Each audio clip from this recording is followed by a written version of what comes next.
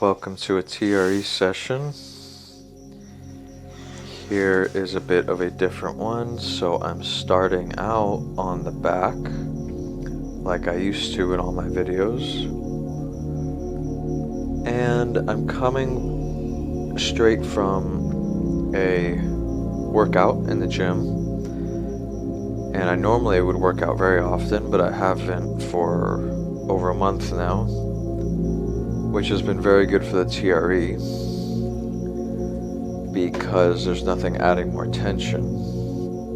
Working out tends to contribute, at least for me, in more tension in my body. So I've been able to get loose in this time off, and it felt really good to work out again, and I've already discharged some of the tension through some minor tremoring at the gym afterward, which is a very effective thing to do, to tremor right after working out. And here I have my legs straight, which, as you might know, discourages tremoring from happening a bit. But I still tremor even with my legs straight, but perhaps less, certainly less in the lower body. Straightening out the legs is a way to get the tremors to be more likely to come to an end. And here I'm putting my legs up, probably because there's not much tremoring happening here.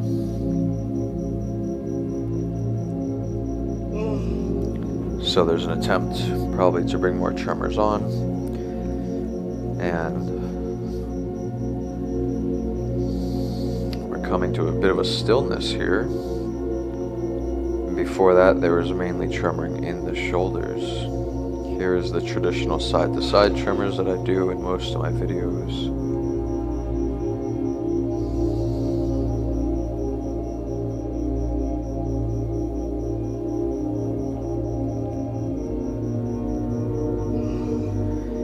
And some big yawns, more side to side.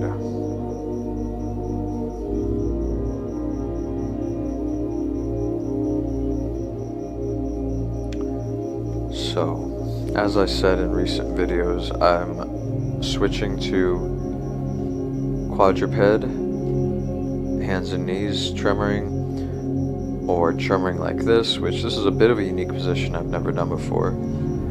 But I'm transitioning away from just on the back tremoring because I really opened up the front of my body, and I'm experiencing a bit of, not quite imbalance, but lack of progress or lack of loosening on the back muscles. My lower back muscles tend to be quite tight, not in a painful way, but from years of rowing, which was my sport back in high school, and that has stayed. Open abs and closed, tight lower back. So here I am, if you can see that my legs are just out of the frame, but I'm sort of putting my legs in a frog posture and lifting my hips up and letting the lower back contract, letting the lower back tremor, and lift the hips up, and then as it relaxes, the hips go down. And this is very unique. I've never done this, and I'm finding it really effective here in addressing the lower back muscles.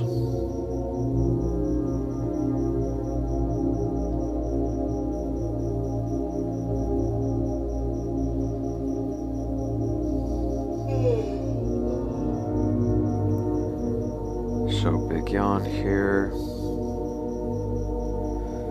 and shaking side to side again. Switching up the positions is very beneficial.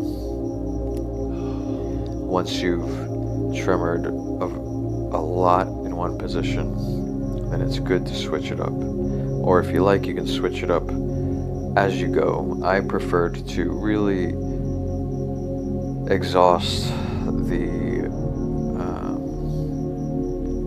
positive effects of lying on my back tremoring to a significant degree before moving on, because I wanted to test it. I wanted to see, will I develop an imbalance? And lo and behold, it wasn't an imbalance, but my lower back wasn't being addressed. And I could find that in my posture, having a bit of an arched back, the lordosis in the lumbar spine, which is an exaggerated arch, my butt sticking out a bit, which is an anterior pelvic tilt. So lying on my stomach and doing hands and knees tremoring is an attempt to work on the lower back more.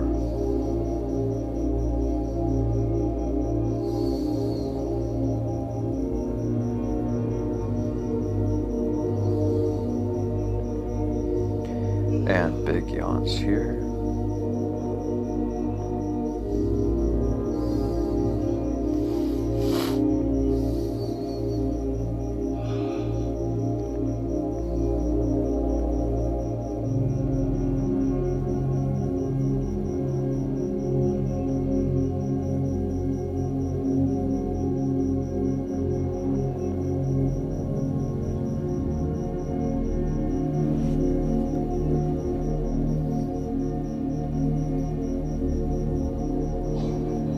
And just letting the tremors happen when they happen. Here, my feet are still up.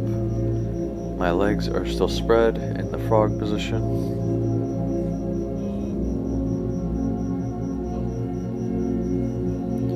And now I'm propping myself up a bit on my elbows to see how that changes things. So these minor adjustments can be significant and unlock a line of fascia or an area that can tremor that wasn't really being impacted before.